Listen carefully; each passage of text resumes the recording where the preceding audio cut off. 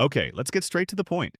The first big headline today is inflation, that silent monster that devours your savings. Here in the United States, the latest data released just today tells us that April's year-over-year inflation stood at 2.3%. Yes, there's been a slight slowdown from March's 2.4%, and some are selling it as a victory.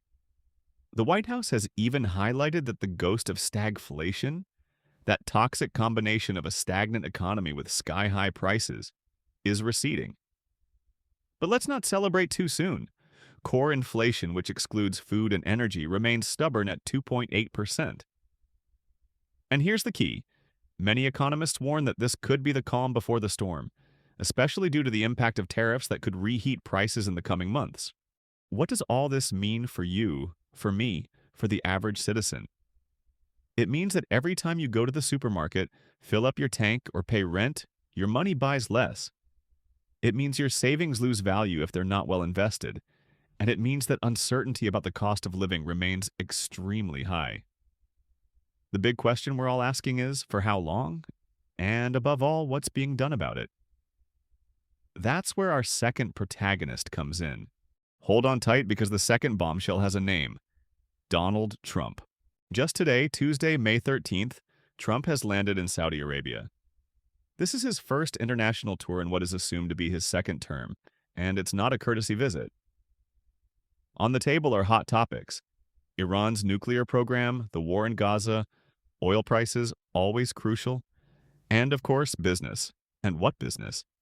There's talk of breathtaking deals. The White House has announced a Saudi investment commitment in the United States of no less than $600 billion. This includes a weapons sales package valued at $142 billion, described as the largest deal of its kind in history between the two countries. Saudi investments in energy infrastructure and data centers for artificial intelligence in the U.S. are also mentioned. The goal, according to the Trump administration, to strengthen ties, ensure stability in the Middle East, and, of course, attract a shower of millions to the U.S. economy. Some analysts suggest this move also aims to keep oil prices under control, a key factor for global inflation. But Trump's influence doesn't stop at geopolitics and mega deals. For weeks and more intensely in the last days of April, Trump has been harshly criticizing the chairman of the Federal Reserve, Jerome Powell. His message? That Powell must lower interest rates now. Trump has gone as far as to say that Powell's termination cannot come fast enough, and has stated that if he wanted to, he could dismiss him.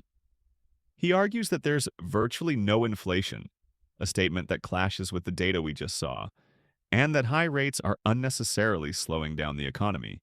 These statements have revived the debate about the independence of central banks and the enormous political pressure they are under.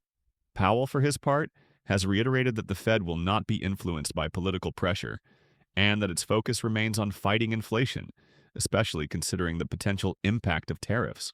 This leads us directly to the third act of this economic drama. So, how does all this connect? Persistent inflation, a hyperactive Trump on the international and economic scene, and a Federal Reserve at a crossroads. First, the connection between Trump's actions and inflation is direct. His tariff policies, although he argues they enrich the U.S., are seen by many economists as an inflationary driver. If imported goods are more expensive, those costs are passed on to the consumer. On the other hand, his moves in Saudi Arabia could be an attempt to secure a flow of oil that moderates energy prices, which would indeed help lower inflation. It's a very complex balancing act. Second, the pressure on the Federal Reserve is brutal. If it caves to Trump's demands and lowers rates prematurely, it could unleash an even worse inflationary spiral. If it keeps them high to combat inflation, it risks cooling the economy too much, something we're already starting to see with a GDP contraction in the United States in the first quarter of 2025 and growing fears of recession. In fact, organizations like the EBRD and analyses from banks like BNP Paribas and Bendra Bank are already cutting global growth forecasts, citing trade uncertainty and tariffs as key factors. Third, the global context is one of maximum fragility. Trade tensions, geopolitical instability, and the difficulty of central banks in navigating this environment are creating a perfect storm. The US dollar has shown weakness while the euro has strengthened. Investors are seeking refuge and volatility is the order of the day. What we are witnessing is a power struggle with direct consequences for your wallet. The decisions made in Washington, in Riyadh, or at the Federal Reserve headquarters will determine whether your purchasing power recovers or continues to dwindle, whether your job is secure or if we are heading towards a deeper economic slowdown. It's not a time for panic, but it is a time to be extremely informed and cautious. The markets are nervous and the signals are contradictory. On the one hand, a slight moderation in U.S. inflation. On the other, the latent threat of tariffs and unprecedented political pressure on monetary policy.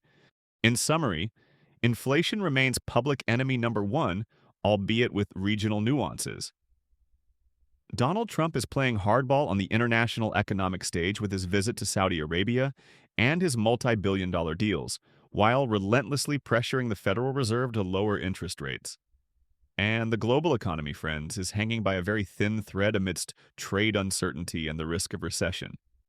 What can we do? First, understand the situation. That's why I make these videos. Second, make smart financial decisions.